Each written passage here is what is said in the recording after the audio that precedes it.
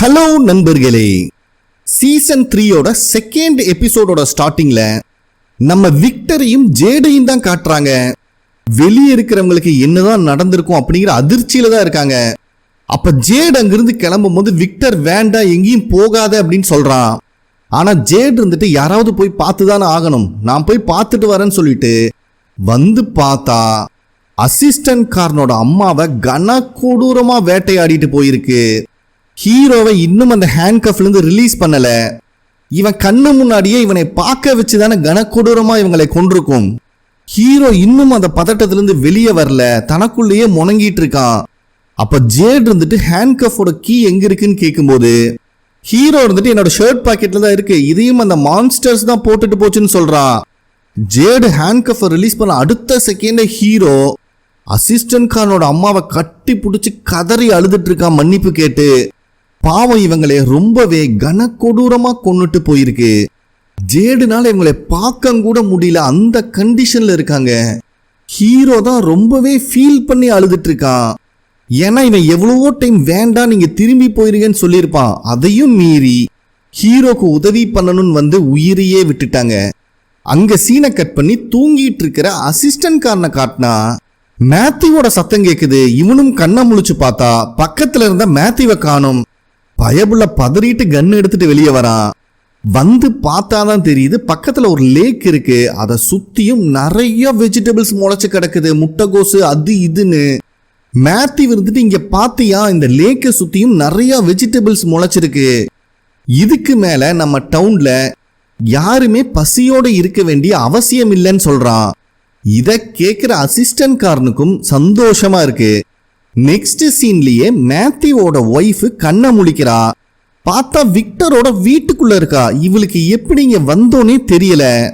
திரும்பி பார்த்தா விக்டரோட அப்பா அவனைய மாதிரியே இவரும் ஒரு பிஸ்டலை கையில வச்சுட்டு உட்காந்துருக்காரு. நான் எப்படி இங்க வந்தேன்னு கேட்கும் போது அவர் இருந்துட்டு நீ மயக்கம் போட்டு விழுந்துட்டமா, நான் தான் உன்னை கூப்பிட்டு வந்து படுக்க வச்சேன் அப்படின்னு சொல்றாரு. மேத்யூவோட ஒய்ஃபும் நான் இதுக்கு மேல இங்க இருக்க விரும்பல அப்படின்னு கிளம்ப பார்க்கும் போது கன் பாயிண்ட்ல அவர் லாக் பண்றாரு. ஒழுங்கு மரியாதையா உண்மையை சொல்லு, நீ யாரு, எங்கிருந்து வர, எப்படி என்னோட பையன் விக்டரை பத்தி உனக்கு தெரியும், அவனோட லஞ்ச் பாக்ஸ் எப்படி உன் கையில கிடைச்சது அப்படின்னு கேட்கிறாரு. சோ இவங்களும் இப்பதான் நடந்த விஷயத்த சொல்ல ஆரம்பிக்கிறாங்க. நானும் என்னோட ஃபேமிலியும் ஒரு ரோடு ட்ரிப் போயிருந்தப்போ ஹைவேல ஒரு பெரிய மரம் உளுந்து கிடந்துச்சு. அங்க நிறைய காக்காவும் பறந்துட்டு இருந்துச்சு. ஸோ நாங்களும் வேற ஏதாவது ஷார்ட்கட்ஸ் யூஸ் பண்ணி அந்த ஹைவேவை டச் பண்ண முடியுமான்னு பார்த்தோம். ஆனா எங்க வண்டி சுத்தி சுத்தி ஒரே இடத்துக்கு தான் வந்துச்சு. அந்த இடம் தான் அந்த டவுன். அங்க நிறைய மக்களும் இருந்தாங்க அப்படின்னு சொல்லும்போது விக்டரோட அப்பா கடுப்பாயிட்டு எனக்கு இந்த கதையெல்லாம் தேவையில்லை, லஞ்ச் பாக்ஸ் உன் கையில எப்படி கிடைச்சது அதை மட்டும் சொல்லுன்னு கேட்கிறாரு. அடனா அதை பத்தி தாங்க சொல்ல வரேன், அந்த வில்லேஜ்ல நிறைய பேர் இருந்தாங்க அப்படின்னு ஸ்டார்ட் பண்றா. மறுபடியும் இவர் கடுப்பாகிறாரு. எனக்கு இந்த கதையெல்லாம் தேவையில்லை, லஞ்ச் பாக்ஸ் எப்படி வந்துச்சு அதை மட்டும் சொல்லு அப்படின்னு மறுபடியும் கேட்கிறாரு. ஸோ மேத்யூவோட ஒய்ஃபும் அவன் தான் என்கிட்ட லஞ்ச் பாக்ஸை கொடுத்தான் அப்படின்னு சொல்றாங்க. இவர் யாருன்னு கேட்கும் போது உங்க பையன் விக்டர் தான் கொடுத்தான் அப்படிங்கிற விஷயத்த சொல்றாங்க. ஆனா இதை அவரு நம்புற மாதிரி இல்லை. சரிம்மா, எப்ப உங்ககிட்ட அவன் கொடுத்தான்னு கேட்கும்போது ஒரு 3-4 நாள் இருக்கும் அப்படின்னு சொல்றாங்க. இதுல அவருக்கு சுத்தமா நம்பிக்கை போயிருது. சரி, நீ என்கிட்ட உண்மையை சொல்ல விரும்பலன்னு தெரியும், போலீஸ் வந்து கேட்பாங்க, அவங்க கிட்ட உண்மையை சொல்லு அப்படின்னு சொல்றாரு. ஆனா மேத்யூவோட ஒய்ஃப் இருந்துட்டு தயவு செஞ்சு போலீஸுக்கு கால் பண்ணாதீங்க, நான் சொல்றது கண்டிப்பா நம்புற மாதிரி இருக்காது, ஆனா என்னோட ஃபேமிலி அங்கதான் மாட்டிட்டு இருக்காங்க, போலீஸ் கிட்ட இந்த விஷயத்த நான் சொன்னேன்னா என்னை பைத்தியக்கார ஆஸ்பத்திரியில போட்டுருவாங்க, நீங்களாவது நான் சொல்றத நம்புங்கன்னு சொல்லும்போது விக்டரோட அப்பா இருந்துட்டு நான் ஆல்ரெடி போலீஸுக்கு கால் பண்ணிட்டேன், எந்த டைம் வேணா அவங்க இங்க வருவாங்க, சரிம்மா உனக்காக அவங்க வர வரைக்கும் டைம் தரேன், நான் கன்வின்ஸ் ஆகிற மாதிரி உண்மையை சொல்லு அப்படின்னு சொல்றாரு. அங்க சீனை கட் பண்ணி வில்லேஜை தான் காட்டுறாங்க. சாரா கிளினிக்குள்ள வரா. இதை பார்க்குற கிறிஸ்டிக்கு ரொம்பவே கோவம் வருது. நான் தான் உன்னை இங்க வரக்கூடாதுன்னு சொல்லியிருக்கேன்ல அப்படின்னு அவ மிரட்டும் போதே சாரா இருந்துட்டு அசிஸ்டன்ட் காரனோட அம்மா இறந்துட்டாங்க, அதை உங்ககிட்ட சொல்லிட்டு போலாம் தான் வந்தேன், என்னை மன்னிச்சிருன்னு சொல்லிட்டு போயிடுறா. ஆனா இந்த விஷயத்த கேள்விப்படுற கிறிஸ்டி ரொம்பவே மனசுடைஞ்சு போயிடுறா. அப்ப கரெக்டா அங்க வர நர்ஸ்காரி யாருக்கு என்னாச்சுன்னு கேட்கும் போது கிறிஸ்டியும் அழுதுகிட்டே அசிஸ்டன்ட் காரனோட அம்மா இறந்துட்டாங்களாமா அப்படிங்கிற விஷயத்த சொல்றா. அதே டைம்ல ஹீரோவும் ஜேடும் இறந்து போன அசிஸ்டன்ட் காரனோட அம்மாவோட உடம்ப ஒரு வண்டியில வச்சு தள்ளிட்டு வரானுங்க. இத ஊர்ல இருக்கிற எல்லாருமே பார்த்து ஃபீல் பண்றாங்க. விக்டர்ல அநியாயத்துக்கு ஃபீல் பண்றான். இப்ப இவங்க இருக்கிற கிளைமேட் ரொம்பவே மோசமாயிருச்சு. குளிர்காலத்தையும் தாண்டி பனி பொழிய ஆரம்பிக்குது. சோ இவனுங்களும் அவங்க பாடியை தள்ளிட்டு சர்ச்சுக்கு வந்துடுறானுங்க. ஹீரோல பாவம் அழுதுகிட்டே அவங்க அம்மாவோட உடம்ப சர்ச்சுக்குள்ள தூக்கிட்டு வரான். அப்ப ஹீரோ இருந்துட்டு ஜேடு கிட்ட இவங்களைய இவங்க ஹஸ்பண்ட் கூடவே அடக்கம் பண்ணிடலாம், இவங்க அதுதான் ஆசைப்படுவாங்கன்னு சொல்லிட்டு கிளம்பும் போது ஜேடு இருந்துட்டு நேத்து நைட் இவங்க உன் கூட தானே இருந்தாங்க, அப்ப நீ மட்டும் எப்படி உயிரோட இருக்க அப்படின்னு கேட்கிறான். அதுக்கு ஹீரோவும் டே என் கண்ணு முன்னாடி இதெல்லாம் நடக்கணும், இதை பார்த்து நான் துடிதுடிச்சு போகணும்னு சொல்லி என் கண்ணு முன்னாடி அந்த மான்ஸ்டர்ஸ் எல்லாம் இவங்களை இப்படி பண்ணிருச்சுன்னு சொல்லிட்டு வெளியே வந்துடுறான். அங்கிருந்து வெளியே வந்தாலும் நேத்து நைட் அவங்க கத்தி கதர்னது அவன் காதுல கேட்டுக்கிட்டே இருக்கு. ரொம்பவே நர்வஸ்ல இருக்கான். ஏன்னா இவன் கண்ணு முன்னாடி தான் அவங்களை சித்திரவதை பண்ணி கனக்கொடூரமா கொண்டு இருக்கு. அந்த விஷயம்தான் இவன் மைண்ட்ல ஓடிக்கிட்டே இருக்கு. அப்ப கரெக்டா ஹீரோவோட பேரை சொல்லி கத்திக்கிட்டே டோனா அங்க வந்துடுறாங்க. ஏண்டா நான் கேள்விப்பட்டது உண்மையா அப்படின்னு கேட்கும்போது ஹீரோ எந்த பதிலும் சொல்லாம அவனோட ஆபீஸ்க்குள்ள போயிடுறான். டோனாவும் பின்னாடியே போறாங்க. நெக்ஸ்ட் சீன்லயே மேத்யூவோட பையன் நான் அவங்களை பார்த்தாகணும் அப்படின்னு அழுகிறான். இவனோட சிஸ்டர் காரி தான் அவனை சமாதானப்படுத்திட்டு இருக்கா. அப்ப இந்த பையன் இருந்துட்டு கிறிஸ்டி எல்லாத்தையும் சரி பண்ணிடுவான், அந்த அம்மாவோட ஃபேவரட் பிளாங்கெட்டிங் ஒன்று இருக்கு, இதை கொண்டு போய் கொடுக்கலாமா அப்படின்ட்டு அதை வேற கையில் எடுத்து வச்சு அழுகிறான். அப்ப கரெக்டா உள்ள வர விக்டர் அவனோட திங்ஸ் டிராயிங்ஸ் சொல்லிட்டு எல்லாத்தையும் பேக் பண்றான். இந்த குட்டி பையனும் நம்ம பிளாங்கெட்டை கொண்டு போய் அந்த அம்மாட்ட கொடுத்துட்டு வரலாமா அப்படின்னு விக்டர் கிட்ட ஹெல்ப் கேட்கறான். ஆனா விக்டர் இருந்துட்டு நான் கிளம்பி ஆகணும் அப்படின்னு சொல்லிட்டு அவசர அவசரமா கிளம்புறான். ஆனா மறுபடியும் இந்த குட்டி பையன் விக்டர் நீ தான் எனக்கு ஹெல்ப் பண்ணி ஆகணும்னு கேட்கும் போது கடுப்பான விக்டர் அந்த அம்மா இறந்துட்டாங்கடா, இதுக்கு மேல திரும்பி வரமாட்டாங்க, அந்த அம்மா மட்டும் இல்ல இங்க இருக்கிற எல்லாருமே சாக தான் போறோம், இந்த வில்லேஜ்ல இருந்து யாருனாலையும் தப்பிச்சு வெளியே போக முடியாது அப்படின்னு சொல்லிட்டு கோவமா அவன் பாட்டு கிளம்பிடுறான். நெக்ஸ்ட் சீன்லயே மேத்யூவோட ஒய்ஃப் இவங்க ஃபேமிலியோட காணாம போன விஷயம் நியூஸ்ல ஆர்டிக்கலா வந்திருக்கும் பாத்தீங்களா, அதை காமிச்சு விக்டரோட அப்பாவை நம்ப வைக்க ட்ரை பண்ணிட்டு இருக்கா. அதுக்கப்புறம் டோனா ஹீரோ அசிஸ்டன்ட் காரன் சொல்லிட்டு எல்லாத்தோட பேரையும் சொல்லி இதை சர்ச் பண்ணி பாருங்க இவங்க ஃபேமிலி மிஸ் ஆயிருக்குன்னு சொல்லும் போது விக்டரோட அப்பா இதை நம்ப மாட்டேங்கிறாரு. அது எப்படிமா யாருமே தப்பிச்சு வெளியே வராத கிராமத்துல இருந்து உன்னால மட்டும் வெளியே வர முடிஞ்சிருக்கு அப்படின்னு கேட்கும்போது மேத்யூவோட ஒய்ஃப் இருந்துட்டு அது எப்படின்னு எனக்கும் தெரியல, ஆனா இந்த விஷயத்துல விக்டர் தான் எனக்கு ஹெல்ப் பண்ணா, விக்டர் ரொம்பவுமே நல்லவன், என் பையன் கூட நல்ல ஃப்ரெண்டா பழகிறான், அது மட்டும் இல்லாம என் பொண்ணோட உசுரை காப்பாத்தினதே விக்டர் தான், நான் தான் லூசுத்தனமா அந்த டவர்ல மாட்டிருக்கிற குழந்தைங்களை காப்பாத்தனா ஒருவேளை தப்பிக்க முடியுமோன்னு தப்பா நினைச்சிட்டேன்னு சொல்லும் போதே இத கேட்டுட்டு இருக்கிற மனுஷன் ஷாக் ஆயிடுறாரு. இப்போ என்ன சொன்ன திருப்பி சொல்லுன்னு கேட்கும்போது என் கண்ணுக்கு சில குழந்தைங்க தெரிய ஆரம்பிச்சாங்க, அவங்க ரொம்ப பயத்துல இருந்தாங்க, அவங்க எல்லாரும் அந்த டவர்ல லாக் ஆயிருக்காங்க, அங்கிருந்து அவங்களை காப்பாத்தனா இந்த வில்லேஜ்ல இருந்து வெளியே போறதுக்கு வழி கிடைக்கும் தப்பான்னு நினைச்சிட்டேன்னு இவங்க சொல்லிட்டு இருக்கும் போதே வெளியே போலீஸ்காரங்க வந்துடுறாங்க. மேத்யூவோட ஒய்ஃபும் தயவு செஞ்சு என்னை காட்டி கொடுத்துடாதீங்க, நான் சொன்னாலும் போலீஸ்காரங்களுக்கு புரியாது அப்படின்னு கெஞ்சரா. அதுக்கு பதில் சொல்லாம விக்டரோட அப்பா கதவை திறந்து போலீஸ்காரங்க கிட்ட நான் வெளியே போயிட்டு வந்தேன், வீட்டுக்குள்ள திருடம் புந்துட்டானோன்னு சந்தேகமா இருந்துச்சு, அதுக்கு தான் போலீஸ்க்கு இன்ஃபார்ம் பண்ணேன், பார்த்தா ஏதோ ஒரு நாய் தான் செயினை அத்துக்கிட்டு உள்ள வந்துருந்துச்சு, அது ஓனர் வந்து திருப்பி கூப்பிட்டு போயிட்டாங்க, நான் தப்பா இன்ஃபர்மேஷன் கொடுத்துட்டேன் சாரின்னு சொல்லி போலீஸ்காரங்களை அனுப்பி வச்சிடுறாரு. அதுக்கப்புறம் உள்ள வந்தவர் கன் எடுத்து வெளியே வச்சுட்டு நான் இந்த கன்னை ஒரு 40 வருஷத்துக்கு முன்னாடி வாங்கினமா, அதாவது என் ஃபேமிலி காணாம போய் சில வருஷத்துக்கு அப்புறம் தான் இதை வாங்கினேன், ஆனா இப்ப வரைக்கும் அந்த கன்னை லோட் பண்றதுக்கு கூட எனக்கு தைரியம் வந்ததில்லை அப்படின்னு சொல்லிட்டு சரி நீ பசியோட இருப்ப உனக்கு ஃபுட்டு ப்ரிப்பேர் பண்றேன்னு சொல்லிட்டு அது ப்ரிப்பேர் பண்ண ஆரம்பிக்கிறாரு. ஸோ இவ சொன்னதை அவர் நம்பிட்டாருன்னு இப்பதான் மேத்யூவோட ஒய்ஃபுக்கு புரியுது. அதே டைம்ல ஹீரோ டோனா கிட்ட அந்த மான்ஸ்டர்ஸ் எல்லாம் நம்ம நினைச்ச மாதிரி இல்ல, ஒவ்வொரு விஷயத்தையும் ரொம்பவே பிரில்லியண்டா பண்ண ஆரம்பிச்சிருக்கு, எல்லா மான்ஸ்டரும் சேர்ந்து பிளான் பண்ணி தான் இந்த அனிமல்ஸை எல்லாத்தையும் கழட்டி விட்டுருக்கு, ஏன்னா நாங்க அங்க வருவோம் அப்படிங்கிற விஷயம் அதுக்கு தெரிஞ்சிருக்கு, நாங்க வர வரைக்கும் அங்க ஒளிஞ்சிருந்ததுங்க, கரெக்டான சமயத்தை யூஸ் பண்ணி எங்களை லாக் பண்ணிட்டாங்க அப்படின்னு சொல்லும் போது டோனா இருந்துட்டு நீ அப்படி எவ்வளவு அனிமல் தான் காப்பாத்திட்ட அப்படின்னு கேக்குறா. ஹீரோக்கு ஒண்ணுமே புரியல. டே லூசு பையில, கூடவே இருந்த ஒரு உயிரை இழந்துட்டோம்டா, அதை விட அனிமலோட உயிர் ஒன்றும் முக்கியம் இல்ல அப்படின்னு டோனா சொல்லும் போது ஹீரோ இருந்துட்டு, இந்த வில்லேஜில் இருக்கிற அத்தனை பேத்துக்கும் இருக்கிற ஒரே ரிசோர்ஸ் அது மட்டும்தான், அந்த அனிமல்ஸும் இல்லாம போச்சுன்னா எல்லாரும் பசியில சாக வேண்டியதுதான், அதனாலதான் அந்த அனிமலை பிடிக்க நான் ட்ரை பண்ணேன்னு சொல்றான். இந்த மாதிரி ஹீரோ அவனோட சைடு நியாயத்தை சொல்லிட்டு இருக்கான். ஆனா டோனாக்கு இதுல துளி கூட விருப்பம் இல்ல. ஏன்னா கூடவே இத்தனை வருஷமா இருந்த அசிஸ்டன்ட் காரனோட அம்மாவை இழந்துட்டாங்க. இப்ப அசிஸ்டன்ட் காரன் வேற ஊர்ல இல்லாத டைம் இது. நீ என்னமோ பண்ணி தொலை, எதை சொன்னாலும் நீ கேட்க போறது கிடையாது. ஆனா எனக்கு உன் மேல கோவம் இல்லை, என் மேலதான் கோவம். இத்தனை நாள் உன்னோட பேச்சை கேட்டு எப்படியாவது ஒரு தடவை வீட்டுக்கு திரும்பி போயிட மாட்டோமான்னு நம்பிட்டு இருந்தேன். இப்ப எனக்கு அந்த நம்பிக்கை இல்லை அப்படின்னு சொல்லிட்டு போயிடுறாங்க. அதே டைம்ல ஃபாத்திமாவும் பிரெக்னெண்டா இருக்கிறதுனால ரெஸ்ட் ரூம்ல வாமிட் பண்ணிட்டு இருக்கா. இவ போய் ரொம்ப நேரம் ஆச்சுன்னு பயப்பட்டு ஹீரோவோட பையன் கதவை தட்டிட்டு இருக்கான்.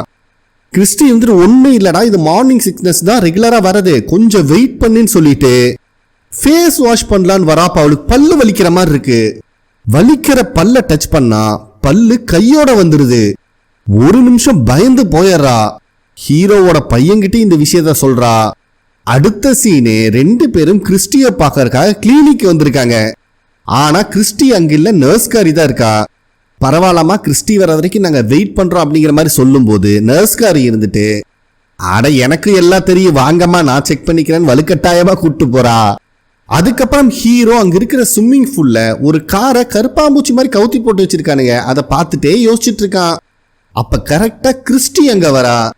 என்னங்க ஹீரோ ரொம்ப தீவிரமா யோசிச்சுட்டு இருக்கீங்க அப்படின்னு கேட்கும் போது, இந்த கார் யாருதுன்னு எனக்கு மறந்துருச்சு, ஏன்னா அத்தனை பேர் இந்த வில்லேஜுக்கு வந்திருக்காங்க, அத்தனை பேர்த்த நம்ம இழந்திருக்கோம் அப்படிங்கிற மாதிரி சொல்றான். ஆனா கிறிஸ்டிக்கு ஞாபகம் இருக்கு, இந்த கார் டேனி அப்படிங்கிற ஒருத்தனோடது அப்படின்னு மென்ஷன் பண்றா. அதுக்கப்புறம் கிறிஸ்டி, நேத்து நைட்டு நடந்த விஷயத்தை கேள்விப்பட்டேன், அதுல உன் தப்பு எதுவுமே கிடையாதுன்னு சொல்லும் போது ஹீரோ இருந்துட்டு இதை பத்தி நான் இப்ப பேச விரும்பலன்னு சொல்லிடுறான். இதுல கிறிஸ்டிக்கு காண்டாயிருது. ஏன்னா சாரா கிறிஸ்டியோட ஹாஸ்பிட்டல்ல இருந்து தான் கத்தி எடுத்துட்டு போய் மேத்யூவோட பையனை கொலை பண்ண ட்ரை பண்ணிருப்பா. அந்த சம்பவத்துல தான் ஆக்சிடென்டலா சாராவோட பிரதர் இறந்திருப்பான். இதுல நான் கில்ட்டியா ஃபீல் பண்ணிட்டு இருக்கும் போது, இதுல என்னோட தப்பு எதுவும் கிடையாது, இந்த வில்லேஜ்ல நான் நிறைய பேர்த்த காப்பாத்திருக்கேன்னு எனக்கு ஆறுதலா பேசினீல, அந்த மாதிரி மத்தவங்க யாராவது உனக்கு ஆறுதலா பேசும் போது அதை ஏத்து பழகு அப்படின்னு ஹீரோக்கு அட்வைஸ் பண்றா. ஹீரோக்கும் இப்பதான் புரியுது. அப்ப கிறிஸ்டி இருந்துட்டு, உன் மேல எந்த தப்பும் கிடையாது, நடந்தது நடந்துருச்சு, சரி வா நம்மளுக்கு கிளீன் பண்ற வேலை இருக்கு அப்படின்னு ஹீரோவை கூப்பிடுறா. அதே டைம்ல கரெக்டா அசிஸ்டன்ட் காரனும் மேத்யூவும் கலெக்ட் பண்ண வெஜிடபிள்ஸோட அங்க வரானுங்க. ஊர்க்காரங்க அத்தனை பேத்துக்கு டீம், இங்க பாத்தீங்களா நிறைய வெஜிடபிள்ஸ் இருக்கு, இதுக்கு மேல யாரும் பசியோட இருக்க தேவையில்லை அப்படிங்கிற மாதிரி சொல்லிட்டு இருக்கிறத கிறிஸ்டியும் ஹீரோவும் பார்த்துட்டு தான் இருக்காங்க. 2 பேத்துக்கும் மூஞ்சியே இல்ல. ஊர்ல இருக்கிற அத்தனை பேத்து மூஞ்சியும் சோகமா இருக்கு அப்படிங்கிறது மேத்யூவுக்கு புரிஞ்சிருது. இவனுக்கு பயம் வந்துருது, என் குழந்தைங்க நல்லா தானே இருக்காங்க அப்படின்னு ஹீரோ கிட்ட கேட்கும் போது அவங்களுக்கெல்லாம் எந்த பிரச்சனையும் இல்லை, சேஃபா இருக்காங்க ஹீரோ சொல்லிடுறான். ஸோ இப்போ மீதி இருக்கிறது அசிஸ்டன்ட் காரன் மட்டும்தான். அவனுக்கு நல்லாவே புரிஞ்சிருது ஏதோ ஒரு சம்பவம் நடந்திருக்கு அப்படின்னு. அதுக்கப்புறம் அசிஸ்டன்ட் காரனும், நான் உங்களுக்கு ப்ராமிஸ் பண்ணி கொடுத்த மாதிரியே சீக்கிரம் திரும்பி வந்துட்டேன், நீங்க எங்க இருக்கீங்க, என்னை பார்க்க வாங்கம்மா அப்படின்னு கத்திட்டு இருக்கான். ஹீரோவும் கிறிஸ்டியும் அவனை சமாதானப்படுத்தலான்னு பார்த்தா அவன் யாரையுமே பக்கத்துலயும் கூட நெருங்க விட மாட்டேங்கிறான். இல்ல எனக்கு தெரியும் எங்க அம்மா இங்கதான் இருப்பாங்கன்ட்டு டைனருக்கு கிளம்பி போறான். கிறிஸ்டி தான் ஹீரோவை சமாதானப்படுத்திட்டு நான் பாத்துக்கிறேன்னு அசிஸ்டன்ட் காரனை ஃபாலோ பண்ணிட்டே பின்னாடி வரா. அதே நேரத்துல டைனர்ல இந்த காலனி ஹவுஸ்ல குண்டா ஒரு பொண்ணு இருப்பா பாத்தீங்களா, அவ அசிஸ்டன்ட் காரனோட அம்மாக்கு இறுதி மரியாதை செலுத்துறதுக்காக அந்த டைனர்ல ஒரு ஃப்ளவர் வச்சு ப்ரே பண்ணிட்டு இருக்கா. அசிஸ்டன்ட் காரன் உள்ள வரத பார்த்த உடனே என்னை மன்னிச்சிருங்கன்னு சொல்லிட்டு அவ வெளியே போயிடுறா. இவனுக்கு நல்லாவே புரிஞ்சிருது இவங்க அம்மா உயிரோட இல்லை அப்படின்னு. இவனும் ஓவர் எமோஷன் ஆகி அழுகலான்னு பார்க்கும்போது கிறிஸ்டி அங்க வந்துடுறா. என்ன நினைச்சான்னு தெரியல, அவன் முன்னாடி அழுகையை சமாதானப்படுத்திட்டு ரொம்ப கண்ட்ரோல் பண்ணிட்டு உட்காந்துட்டு இருக்கான். அப்ப கிறிஸ்டியும் நடந்த விஷயத்த சொல்லி அசிஸ்டன்ட் காரனை சமாதானப்படுத்தலான்னு வந்தா கிறிஸ்டி சொல்றதை எதுவுமே கேட்கிற நிலைமையில அவன் இல்லை. இப்ப எங்க அம்மாவை எங்க வச்சிருக்கீங்க அப்படின்னு மட்டும்தான் கேட்கறான். அதுக்கு கிறிஸ்டி இருந்துட்டு சர்ச்சில் தான் வச்சிருக்கோம் அப்படிங்கிற விஷயத்த சொல்றான். இதை கேட்டு ரொம்பவே மனசுடைஞ்சு போயிடுறான். இதை பாக்குற கிறிஸ்டிக்கு ரொம்ப ரொம்ப கஷ்டமா இருக்கு. கொஞ்ச நாளைக்கு முன்னாடி தான் அவங்க அப்பாவையும் இழந்தான். கடைசியா இருந்தது அவனுக்கு அம்மா மட்டும்தான். இப்ப அவங்களும் உயிரோட இல்ல. அதே டைம்ல கிளினிக்ல நர்ஸ்காரி ஃபாத்திமாவை செக் பண்ணிட்டு இருக்கும் போது ஹீரோவோட பையன் ரொம்ப பதட்டத்துல இருக்கான். அப்படின்னா நம்ம கிறிஸ்டி வர வரைக்கும் வெயிட் பண்ணலாமா அப்படின்னு கேட்கறான். நர்ஸ்காரி இருந்துட்டு, நீ ஃபர்ஸ்ட் டைம் அப்பா ஆக போற, அதனாலதான் இவ்வளவு நர்வஸா இருக்க. கவலைப்படாதப்பா, இதை பத்தி எனக்கும் நிறைய விஷயம் தெரியும், நீ பொறுமையா வெயிட் பண்ணு, நான் செக் பண்ணி சொல்றேன்னு சொல்லி செக் பண்ண ஆரம்பிக்கிறா. அப்பதான் ஃபாத்திமா மார்னிங் அவளுக்கு நிறைய வாமிட் வர விஷயத்தையும் அந்த பல்லு விழுந்த விஷயத்தையும் சொல்றா. நர்ஸ்காரையும் செக் பண்ணிட்டு மார்னிங் சிக்னஸ் வரதெல்லாம் நார்மலான விஷயம்தான், பட் பல்லு விழுந்ததுக்கு நீ ஹெல்த்தியா சாப்பிடாததும் காரணமா இருக்கலாம், நீ ஹெல்த்தியா சாப்பிடு, எல்லாம் சரியாயிரும், குழந்தை ரொம்பவே நல்லா இருக்கு அப்படின்னு ஹீரோட பையன்கிட்ட சொல்லிட்டு போறா. இதை கேட்கும் போது தான் அவனுக்கு நிம்மதியா இருக்கு. பத்தியா, நான் சொன்னேன்ல குழந்தை நல்லா இருக்கா அப்படின்னு சொல்லி ஃபாத்திமாவை ரொம்ப ஆறுதலா பாத்துக்கிறான். அதே நேரத்துல அசிஸ்டன்ட் காரன் கிறிஸ்டி கிட்ட, எங்க அம்மா எங்கிட்ட அடிக்கடி ஒரு விஷயம் சொல்லுவாங்க, என்னைக்காவது நம்ம வாழ்க்கையில மோசமான நாள் ஒண்ணு வரும், மோசமான விஷயமும் நடக்கும், நம்ம அந்த இடத்துலயே மனசொடைஞ்சு போயிடக்கூடாது, இந்த நாளும் கடந்து போகும், அடுத்த நாளுக்கு உண்டான விடியலும் வரும், அதை நம்பணும்னு சொல்லுவாங்க. அது எதுக்கு சொன்னாங்கன்னு எனக்கு இப்பதான் புரியுது. சரி, நீ அவங்களை பார்த்தியா, அவங்க இப்ப எந்த நிலைமையில இருக்காங்கன்னு கேட்கும்போது கிறிஸ்டி இருந்துட்டு, நான் இன்னும் அவங்களை பார்க்கல அப்படின்னு சொல்லிடுறா. அப்ப அசிஸ்டன்ட் காரர் இருந்துட்டு, எங்க அப்பாவை கடைசியா பேஸ்மெண்ட்ல அந்த மான்ஸ்டர்ஸ் எல்லாம் ரொம்ப கனகொடூரமா கொண்டுட்டு போயிருந்துச்சு, அதை இன்னும் என்னால மறக்க முடியல, எங்க அம்மாவையும் நான் அந்த நிலைமையில பார்க்க கூடாதுன்னு நினைக்கிறேன், எனக்காக நீ ஒரே ஒரு ஹெல்ப் பண்ணு, எங்க அம்மாவை நான் எப்படி டெய்லியும் பார்ப்பனோ அதே மாதிரி அவங்களை கண்ணு முன்னாடி கொண்டு வந்து நிறுத்து அப்படின்னு சொல்றான். இவனோட நிலைமை புரியுது, கிறிஸ்டியும் அதுக்கு ஒத்துக்கிறா. அதுக்கப்புறம் இவன் ஃபீல் பண்ணிட்டு இருக்காங்கிறத கிறிஸ்டி புரிஞ்சுக்கிட்டு, உனக்கு ஏதாவது ஹெல்ப் வேணும், யாருக்கிட்டையாவது பேசணும்னு தோணுச்சுன்னா என்னை கூப்பிடு, நான் பக்கத்துல தான் இருப்பேன்னு சொல்லிட்டு இவனை கொஞ்ச நேரம் தனியா விட்டுட்டு கிறிஸ்டி வெளியே போயிடுறா. அந்த சமயத்துல கரெக்டா அங்க இருக்கிற மியூசிக் பாக்ஸ்ல சாங்ஸ் பிளே ஆக ஆரம்பிக்குது. இது என்ன கருமம், எதுக்கு இது பிளே ஆகுதுன்னு இவனுக்கு புரியல. இவனும் ஆஃப் பண்ண ட்ரை பண்றான், ஆனா அது ஆஃப் ஆகவே மாட்டேங்குது. கடுப்புல இருந்தவன் அந்த மியூசிக் பாக்ஸை அடிச்சு சுக்கு நூறா உடைச்சிட்டு அங்கிருந்து வெளியே போயிடுறான். நெக்ஸ்ட் சீன்லயே மேத்யூ வீட்டுக்கு வரும்போது அவ பொண்ணுதான் அங்க இருக்கா. அப்ப அவன் மேத்யூ கிட்ட அசிஸ்டன்ட் காரனோட அம்மா இறந்த விஷயத்த சொல்றா. ஆக்சுவலா மேத்யூ அவன் ஒய்ஃபை கண்டுபிடிச்சு கூப்பிட்டு வரக்கு தான் போயிருந்தான், அதுவும் சக்சஸ் ஆகல. இவங்க இல்லாத கேப்ல இங்க பெரிய சம்பவம் வேற நடந்துருச்சு, அதனால அவன் பொண்ணு செம்ம கோவத்துல இருக்கா. மேத்யூ சமாதானப்படுத்த வரும்போது அவன் பொண்ணு ஜூலி இருந்துட்டு, நேத்து சாரா மட்டும் இல்லைன்னா நாங்க 2 பேருமே இறந்திருப்போம் அப்படிங்கிற மாதிரி சொல்றான். அதுக்கு மேத்யூ இருந்துட்டு, நான் உங்க அம்மாவை திருப்பி கூப்பிட்டு வரக்கு தான் போனேன்னு சொல்லும்போது ஜூலி இருந்துட்டு, அவங்க போயிட்டாங்க, இதுக்கு மேல வரமாட்டாங்க, நான் சொல்றத கேளுங்க, அந்த காட்டுக்குள்ள 4 மணி நேரம் சர்வே பண்றதே கஷ்டம், ஆனா இவங்க போய் 4 நாள் ஆச்சு, அவங்க கிட்ட அந்த மந்திர கல்லும் கூட கிடையாது, அதனால இங்கே இருந்து தம்பிய பாத்துக்க வேண்டியது உங்க கடமை, அது நீங்க தான் பாத்துக்கணும்னு சொல்லிட்டு போயிடுறா. அதே டைம்ல மேத்யூவோட ஒய்ஃபுக்கு ஃபுட் எல்லாம் ப்ரிப்பேர் பண்ணி கொடுத்துருக்காரு விக்டரோட அப்பா. அப்பதான் அவர் நடந்த விஷயத்த சொல்ல ஆரம்பிக்கிறாரு. என்னோட ஒய்ஃபுக்கும் சில குழந்தைங்க பேசுறது கேட்க ஆரம்பிச்சது, அவங்க ரொம்ப பயத்துல இருக்காங்க, ஏதோ டவர் மாதிரி இடத்துல லாக் ஆயிருக்காங்க, அவங்களை காப்பாத்தணும்னு சொல்லிட்டு இருந்தா அப்படின்னு சொல்லிட்டு, நீ சாப்பிட்டு முடியுமா, உனக்கு இன்னொரு விஷயத்த காட்டுறேன்னு சொல்றாரு. இவங்களும் சாப்பிட்டு முடிச்சோன்னா மேல இருக்கிற ரூமுக்கு கூப்பிட்டு வராரு. இதுதாம்மா என்னோட பசங்களோட ரூமு, மேலதான் விக்டர் படுத்து தூங்குவான், கீழே இருக்கிற பெட் அவன் சிஸ்டர் காரியோடதுன்னு சொல்லிட்டு இருக்கும் போதே மேத்யூவோட ஒய்ஃப் அந்த ரூம்ல இருக்கிற டிராயிங்ஸ் எல்லாம் பார்த்துட்டு இருக்கா. அதுக்கப்புறம் எங்கிட்ட ஏன் இதெல்லாம் காட்டுறீங்கன்னு கேட்கும்போது விக்டரோட அப்பா இருந்துட்டு, கடைசியா என்னோட குழந்தைங்களை இந்த ரூம்ல தான் வச்சு பார்த்தேன், நான் வேலைக்கு போறதுக்கு முன்னாடி இந்த ரூம் எல்லாம் கிளீன் பண்ணி வைங்க, இல்லைன்னா டிவி பார்க்க கூடாது அப்படின்னு சொல்லிட்டு தான் போயிருந்தேன், ரிட்டர்ன் வந்து பார்த்தா இங்க யாருமே இல்லை, எல்லாரும் காணாம போயிட்டாங்க, ஆனா அக்கம் பக்கத்துல இருக்கிறவங்க நான் தான் என் ஃபேமிலியை கொலை பண்ணிட்டேங்கிற அளவுக்கு பேசிட்டு இருந்தாங்க, அதெல்லாம் நான் கண்டுக்கவே இல்லை. ஆக்சுவலா நீ சொன்ன விஷயத்த நான் ஒரே ஒரு ஆள்கிட்ட மட்டும்தான் ஷேர் பண்ணியிருக்கேன், அது இந்த கேஸை இன்வெஸ்டிகேட் பண்ண டிடெக்டிவ், அவரும் 20 வருஷத்துக்கு முன்னாடியே இறந்துட்டாரு, இப்ப இத்தனை வருஷம் கழிச்சு நீ இதே விஷயத்த பத்தி பேசுற, என் பையனோட லஞ்ச் பாக்ஸை வேற கொண்டு வந்திருக்க, இப்ப என் பையன் வேற உயிரோட இருக்கான்னு சொல்ற, இதை நம்புறதா நம்ப வேண்டாமான்னு எனக்கு புரியல அப்படின்னு சொல்லும்போது மேத்யூவோட ஒய்ஃப் இருந்துட்டு, நான் சொல்றத நம்புங்க, இதெல்லாம் உண்மைதான் சொல்றா, ஒருவேளை அந்த வில்லேஜ்ல இருந்து நான் இங்க வந்தது உங்களை கண்டுபிடிக்கிறக்காக கூட இருக்கலாம் அப்படின்னு சொல்லும்போது விக்டரோட அப்பா இருந்துட்டு, இல்ல நீ வந்ததுக்கு ரீசன் பேஸ்மெண்ட்ல இருக்கு அப்படின்னு சொல்லிட்டு கூப்பிட்டு போறாரு. நெக்ஸ்ட் சீன்லயே கிறிஸ்டி சர்ச்சுக்கு வந்தா அசிஸ்டன்ட் காரனோட அம்மா பக்கத்திலேயே தான் ஜேடு உட்காந்துருக்கான். அப்ப ஜேடு இருந்துட்டு, நான் எப்போ டைனருக்கு போனாலும் எனக்கு ஏதாவது ஃபுட்டு ப்ரிப்பேர் பண்ணி கொடுப்பாங்க, ரொம்ப ரொம்ப நல்லவங்க அப்படின்னு சொல்லிட்டு, சரிம்மா நீ இவங்களை பார்த்துக்கோன்னு அங்கிருந்து கிளம்ப பார்க்குறான். ஆனா கிறிஸ்டினால இவங்களை பார்க்கவே முடியல, கனக்கொடூரத்துக்கு இறந்து கிடக்குறாங்க. கிறிஸ்டியும் ரொம்ப பதட்டமாயிட்டு ஜேடு கிட்ட, நான் அசிஸ்டன்ட் காரங்கிட்ட வாக்கு கொடுத்துட்டேன், அவங்க அம்மாவை எப்பவும் எப்படி பார்ப்பானோ அதே மாதிரி கண்ணுக்கு முன்னாடி நிறுத்துறேன்னு. ஆனா இவங்க இருக்கிற நிலைமைய பார்க்கும்போது என்னால தனியா இதை பண்ண முடியாதுன்னு சொல்றா. ஜேடும் இதை புரிஞ்சுக்கிட்டு, நீ கவலைப்படாத, உனக்கு நான் ஹெல்ப் பண்றேன் அப்படின்னு ரொம்ப ஆறுதலா நிக்கிறான் கூட. அதே நேரத்துல ஹீரோவோட பையன் ஃபாத்திமாவை கூப்பிட்டு காலனி ஹவுஸ் வரைக்கும் வந்துடுறான். அப்ப ஃபாத்திமா இருந்துட்டு, கவலைப்படாத, நான் போய் ரெஸ்ட் எடுக்கிறேன், நீ போய் உங்க அப்பாக்கு ஹெல்ப் பண்ணு, ஏன்னா அசிஸ்டன்ட் காரனோட அம்மாவுக்கு வேற இப்படி நடந்துருச்சு, நீ அங்க இருந்தாகணும்னு சொல்லி அவனை அனுப்பி வைக்கிறா. அவனும் போறக்கு முன்னாடி உடம்ப நல்லா பார்த்துக்கோ, இந்த டானிக்கை குடிச்சிருன்னு சொல்லி டானிக்கை கையில கொடுத்துட்டு தான் போறான்.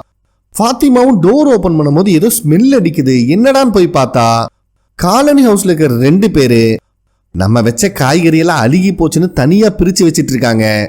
இவங்கெல்லாம் உள்ள போனதுக்கு அப்புறம் அந்த அழுகி போன காய்கறிய ஃபாத்திமா மோந்து பார்த்துட்டு இருக்கா. அதோட நிறுத்தினா மட்டும் பரவாயில்லைங்க, கொஞ்சம் கொஞ்சமா பேக்ரவுண்ட் ரைஸ் ஆகுது. அந்த அழுகி போன வெஜிடபிள்ல ஒரு வெஜிடபிளை எடுத்து அவ பாட்டுக்கு பச்சையா கடிச்சு தின்னுட்டு இருக்கா.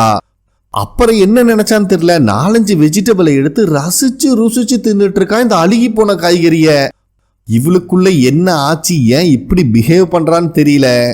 நெக்ஸ்ட் சீன்லயே டோனா ஒரு மாடை கூறு கூறா வெட்டிட்டு இருக்கும் போது மேத்யூவோட பையன் அங்க வந்துடுறான் விக்டரை தேடிட்டு. அவங்களும் விக்டர் இங்க இல்லப்பா, வெளியே எங்கேயாவது இருப்பான் அப்படின்னு சொல்லும் போது மேத்யூவோட பையன் இருந்துட்டு, இந்த மாடு அந்த மான்ஸ்டர் கொண்ட மாடு தானேன்னு கேட்கும் போது டோனாவும் ஆமான்னு சொல்றாங்க. அப்ப இந்த பையன் ரொம்ப அப்செட் ஆகி, பாவம் அசிஸ்டன்ட் காரனோட அம்மாவும் இதே நிலைமையில தானே இருப்பாங்க அப்படிங்கிற மாதிரி கேட்டுறான். இதுல டோனாக்கு அப்செட் ஆயிருது. டே தங்கம் இங்க வா அப்படின்னு அவனை சமாதானப்படுத்தலான்னு கூப்பிட்டா, இல்ல நான் வீட்டுக்கு போறேன்னு கிளம்புறான்.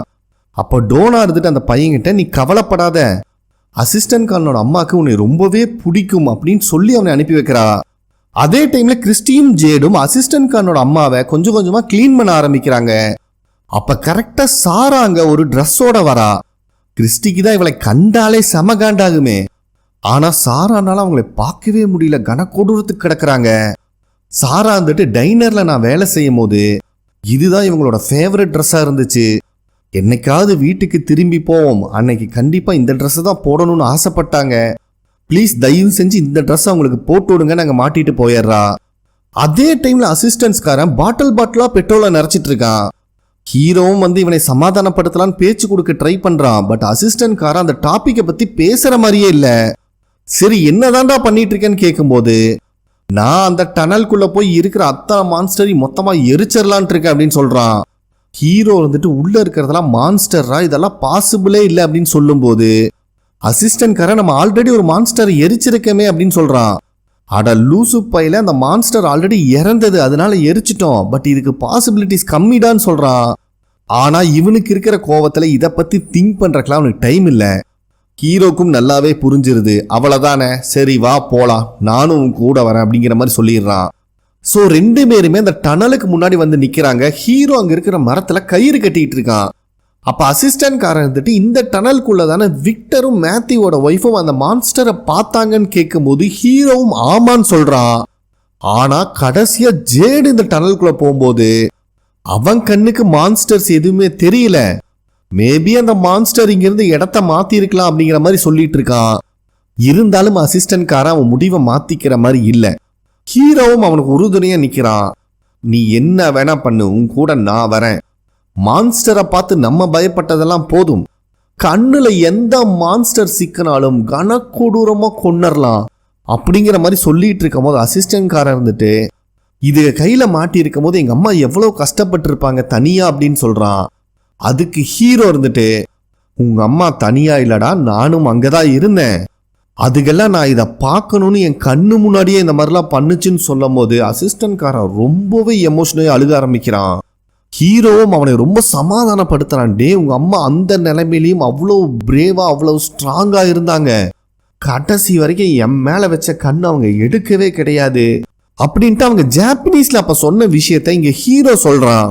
இதை கேட்கும் போது அவனுக்கு இன்னுமே அழுக வந்துருது. ஆக்சுவலா இப்பதான் அது என்ன வார்த்தைங்கிறத இவன் டிரான்ஸ்லேட் பண்ணி சொல்றான். இதுக்கு மேல அவன் தனியா இருப்பான், அவனை நீ தான் நல்லா பாத்துக்கணும்னு ஹீரோ கிட்ட அவங்க சொல்லியிருக்காங்க. இதைய சொல்லி அவன் ரொம்பவே ஃபீல் பண்ணி அழுகிறான். ஹீரோ தான் உனக்கு நான் இருக்கண்டா அப்படின்னு சமாதானப்படுத்திட்டு, நம்ம திரும்பி வர முடியாம போச்சுன்னா கடைசி வரைக்கும் உன்னால உங்க அம்மாவை பார்க்க முடியாது, அதனால நீ என் கூட வாடா அப்படிங்கிற மாதிரி கூப்பிட்டுட்டு இருக்கான். அதே நேரத்துல கிறிஸ்டியும் ஜேடும் அவங்கனால முடிஞ்ச அளவுக்கு மேக்கப் போட்டு அவங்க அம்மாவை நார்மல் ஆக்கிடுறாங்க. கரெக்டா அதே டைம்ல ஹீரோவும் அசிஸ்டன்ட் காரனும் சர்ச்சுக்கு வந்துடுறாங்க. இவனும் அவங்க அம்மாவை பார்த்து ஃபீல் பண்ணிட்டு இருக்கான். அதே நேரத்துல ஊர்ல இருக்கிற எல்லாருமே சர்ச்சுக்கு தான் வந்துட்டு இருக்காங்க அவங்க அம்மாவுக்கு இறுதி அஞ்சலி செலுத்துறதுக்கு. சாரா இதை உட்காந்து பார்த்துட்டு இருக்கும் போது அங்க வர மேத்யூவோட பொண்ணு, நேத்து நைட்டு என்னையும் என் தம்பியும் காப்பாத்தினதுக்கு ரொம்பவே தேங்க்ஸ் அப்படின்னு சொல்றா. சாராவும் நீ எப்ப வேணா வந்து எது வேணா என் கூட டிஸ்கஸ் பண்ணிக்கலாம் அப்படின்னு சொல்லி அனுப்பி வைக்கிறா. அதே டைம்ல விக்டரோட அப்பா பேஸ்மெண்ட்டுக்கு கூப்பிட்டு வந்து காட்டுறாரு. இத பாக்குற மேத்யூவோட ஒய்ஃபுக்கு தூக்கி வாரி போடுது. விக்டரோட அப்பா இருந்துட்டு என் ஒய்ஃபுக்கு சில விஷயம் அவன் கண்ணுக்கு தெரிய ஆரம்பிச்சது, அதுக்கப்புறம் தான் எல்லாத்தையும் வரைய ஆரம்பிச்சா, அது எல்லாமே இங்கதான் இருக்குன்னு சொல்றாரு. ஏன்னா மேத்யூவோட ஒய்ஃப் கண்ணுக்கு தெரிஞ்ச குழந்தைங்களையுமே இவங்க வரைஞ்சி வச்சிருக்காங்க. அப்ப விக்டரோட அப்பா இருந்துட்டு என்னோட ஒய்ஃப் அவ தேர்ந்தெடுக்கப்பட்டவள், அவனாலதான் எல்லாத்தையும் காப்பாற்ற முடியும் நம்பனா அப்படிங்கிற மாதிரி சொல்லிட்டு இருக்காரு. இவங்களும் ஒவ்வொரு டிராயிங்கா பாக்குறாங்க. இதுல மேத்யூவோட ஒய்ஃப் இத்தனை நாள் பார்த்ததையும் தாண்டி நிறைய டிராயிங்ஸ் இருக்கு. அந்த ஆச்சரியத்துல அவங்க இருக்கும் போதே அங்க சீன் கட் ஆகி சர்ச்சை தான் காட்டுறாங்க. இப்பவும் விக்டரோட அப்பா பேசுறதா பேக்ரவுண்ட்ல ஓடிட்டு இருக்கு. அந்த இடத்துல தன்னோட பாதையை மறந்த நிறைய பேர் இருக்காங்க. அதுல நிறைய பேர் நிறைய விஷயத்தை இழந்துட்டு பயத்தோட இருக்காங்க. இன்னும் சில பேர் வெளியவே வர முடியாத ஒரு கனவுலகத்துல மாட்டிட்டு இருக்கிறதா நினைச்சிட்டு இருக்காங்க. அது மட்டும் இல்லாம ஜெயிக்கவே முடியாதுன்னு தெரிஞ்சும் ஒரு போரை நடத்திட்டு தான் இருக்காங்க. அப்படின்னு இவர் சொல்லிட்டு இருக்கும் போதே மேத்யூவோட பையன் அவங்களோட ஃபேவரட் பிளாங்கெட் அவங்க மேல போத்தி விட்டுட்டு இருக்கான். அப்ப அவர் இருந்துட்டு இங்க இருக்கிறவங்களுக்கெல்லாம் நம்பிக்கைங்கிற வார்த்தையை தவிர வேற எதுவுமே இப்பத்துக்கு துணை இல்லை. என்னைக்கு அந்த வார்த்தை பிரேக் ஆகுதோ அப்ப ஒருத்தருக்கு ஒருத்தர் துணையா இருக்கணும் அப்படிங்கிற மாதிரி சொல்றாரு. அப்ப கரெக்டா மேத்யூவோட ஒய்ஃப் அங்க இருக்கிற ஒரு சோல்ஜரோட டிராயிங்க பாக்குறாங்க. ஏன்னா ஜேட் ஆல்ரெடி சொல்லியிருப்பான், ஒரு சிவில் வார்ல இருக்கிற சோல்ஜர் கன் எடுத்துட்டு வந்து இவனை ஷூட் பண்ணான்னு. அதே சோல்ஜரோட டிராயிங் தான் இது. அப்ப விக்டரோட அப்பா இருந்துட்டு அங்க இருக்கிறவங்களெல்லாம் காப்பாத்துறதுக்காக தேர்ந்தெடுக்கப்பட்டவள் அப்படிங்கிற விஷயத்த என் ஒய்ஃப் ரொம்பவே நம்பனா அப்படின்னு சொல்லிட்டு இருக்கும் போது அவங்க காலனி ஹவுஸ் வேற உறைஞ்சி வச்சிருக்காங்க. இதை பாக்குற மேத்யூவோட ஒய்ஃபுக்கு தூக்கி வாரி போடுது. சோ என்னோட ஒய்ஃப் மட்டும் இல்லாம இதுக்கு முன்னாடி தேர்ந்தெடுக்கப்பட்டவங்கன்னு சொல்லி நிறைய பேர் இருந்திருக்காங்க. அவங்க யாருனாலையும் அங்கிருந்து அந்த குழந்தைங்களை காப்பாற்ற முடியல, எல்லாருமே அந்த முயற்சியில ஃபெயில் ஆயிட்டாங்க அப்படின்னு இவர் சொல்லிட்டு இருக்கும் போது அவங்க ஒய்ஃப் அந்த டைனரை உறைஞ்சி வச்சிருக்கிறத பாக்குறாங்க. அப்போ விக்டரோட அப்பா இருந்துட்டு உனக்கும் அந்த குழந்தைங்க கண்ணுக்கு தெரியறாங்க, அவங்க பேசுறதெல்லாம் கேக்குது அப்படின்னா நீயும் தேர்ந்தெடுக்கப்பட்டவள் தான் அப்படின்னு சொல்லிட்டு இருக்காரு. அந்த சமயத்துல மேத்யூவோட ஒய்ஃப் ஒரு டிராயிங்கை பார்த்து ஆச்சரியப்பட்டு நிக்கிறாங்க. வேற யாரும் கிடையாது, அந்த ஒயிட் ட்ரெஸ் போட்ட பையனோட டிராயிங் தான் அது. அதே டைம்ல சர்ச்ல இருந்து எல்லாருமே வெளியே வந்துட்டு இருக்காங்க. ஹீரோ ரொம்ப பதட்டமா இருக்காங்கிறத பார்த்துட்டு அவன் பையன் அவங்கிட்ட வந்து பேசுறான். அப்ப ஹீரோ இருந்துட்டு இங்க நடக்கிறது எதுவுமே சரி கிடையாது, இதை இப்படியே உட்காந்து வேடிக்கை பார்த்துட்டு இருந்தோம்னா எல்லாத்துக்கும் சங்கூத வேண்டியதுதான், நீ நாளைக்கு ரெடியா ஒரு முக்கியமான விஷயத்துக்கு உன்னோட ஹெல்ப் தேவைப்படுதுன்னு சொல்றான். அவனும் சரின்னு சொல்லிட்டு என்ன விஷயம் கேட்கும் போது நாளைக்கு அந்த மான்ஸ்டர்ல ஒரு மான்ஸ்டரை நம்ம பிடிக்கிறோம்டா அப்படின்னு சொல்லிட்டு போயிடுறான். இதை கேட்கிற இவனுக்கு தான் குண்டை தூக்கி போட்ட மாதிரி ஆயிருது. அதுக்கப்புறம் மேத்யூவும் அவன் பையன்கிட்ட பேசிட்டே வந்துட்டு இருக்கும் போது அவன் பொண்ணு பாட்டுக்கு வீட்டுக்கு வராம நேரா போயிட்டு இருக்கா. ஏமா நீ எங்கம்மா போற அப்படின்னு கேட்கும் போது அங்க இருக்கிற ஆடெல்லாம் சாப்பிட்டுருச்சான்னு செக் பண்ணிட்டு வரேன்னு சொல்றான். அப்போ மேத்யூ வந்துட்டு இருட்டாயிர போகுதுமான்னு சொல்லும் போது மேத்யூவோட பையன் நானும் போயிட்டு வரேன்னு போய் ஜாயின் பண்ணிக்கிறான். சரி இருட்டாயிருக்குள்ளையும் சீக்கிரம் வந்துருங்கன்னு சொல்லிட்டு இவனும் வீட்டுக்கு வரான். அப்போ கரெக்டா வீட்டுல இருக்கிற லேண்ட்லைன் ரிங் ஆகுது. இவனுக்கு ஒரு நிமிஷம் ஷாக் ஆயிருது. இவனும் எடுக்கலாமா வேண்டாமாங்கிற பதட்டத்துல ஒரு வழியா அந்த போனை எடுத்து ஹலோ அப்படின்னு சொல்றான். அதுக்கு ஆப்போசிட்ல அப்பா நான் தான் தாமஸ் பேசுறேன் அப்படின்னு ஒரு வாய்ஸ் கேக்குது. பயபுல ஒரு நிமிஷம் ஷாக் ஆயிடுறான். இந்த இடத்துல இந்த எபிசோட் கம்ப்ளீட் ஆகுது. ஓகே ஃப்ரெண்ட்ஸ், உங்களுக்கு பிடிச்சிருக்கும் நம்புறேன். ப்ளீஸ் லைக் பண்ணுங்க, சப்ஸ்கிரைப் பண்ணுங்க, கமெண்ட் பண்ணுங்க. நெக்ஸ்ட் எபிசோட்ல மீட் பண்ணலாம். நன்றி.